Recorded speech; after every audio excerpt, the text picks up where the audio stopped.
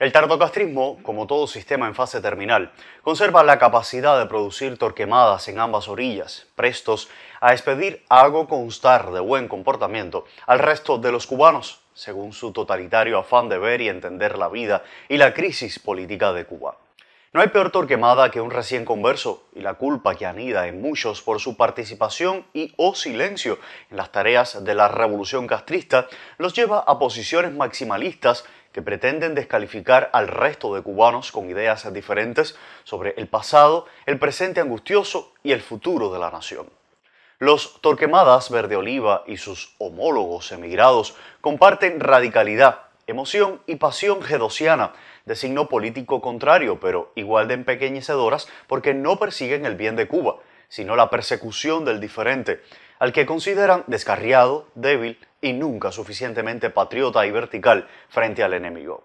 Vivir como un fanático es cómodo porque en esas vidas no cabe la duda, la generosidad, ni siquiera la comprensión de que respetar una opinión o postura ajenas no implica compartirlas, corriendo el riesgo de morir sin probar el goce de la diferencia, la sanidad de la discrepancia y el resto de aprender a pensar en Cuba más allá de sus narices. Afortunadamente son minorías frente a la generosidad de la mayoría de cubanos de ambas orillas, pero son tan ruidosos y con poses tan exageradas que semejan olas cuando solo son sendos grupitos persuadidos de la infiabilidad de sus consignas y condenas, ajenos al sentido de fraternidad que se impone entre la mayoría, salvando las diferencias políticas que tanto agradan al poder cobarde y mentiroso.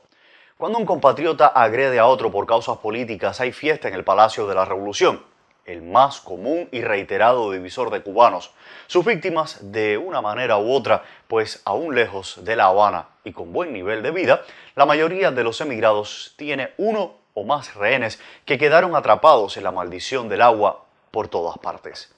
Cada cubano es libre de manifestarse sobre la tragedia patria de la manera que mejor estime, pero sin machacar al otro, sin agredir al que piensa diferente y sin insultar al oponente cuando viene ocurriendo desde hace casi 63 años, cuando el monólogo totalitario dividió a los seres humanos entre bitonguitos y combatientes, gusanos y compañeros, y escoria y patriotas. La decadencia es eficaz adversaria del tardocastrismo decadente y flaco favor hacen a Cuba quienes, erigiéndose como guardianes de las esencias, pretenden prolongar la agonía, por un lado, y establecer su dominio dictatorial por otro, como errónea premisa de la nación que proclaman anhelar.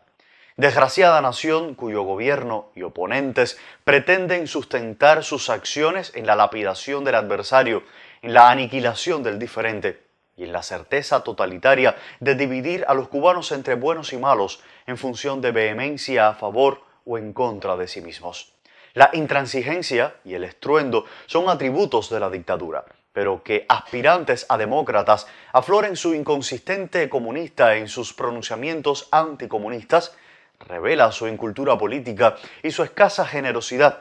pretendiendo la uniformidad de pensamiento y acción que tantas desgracias provoca en Cuba.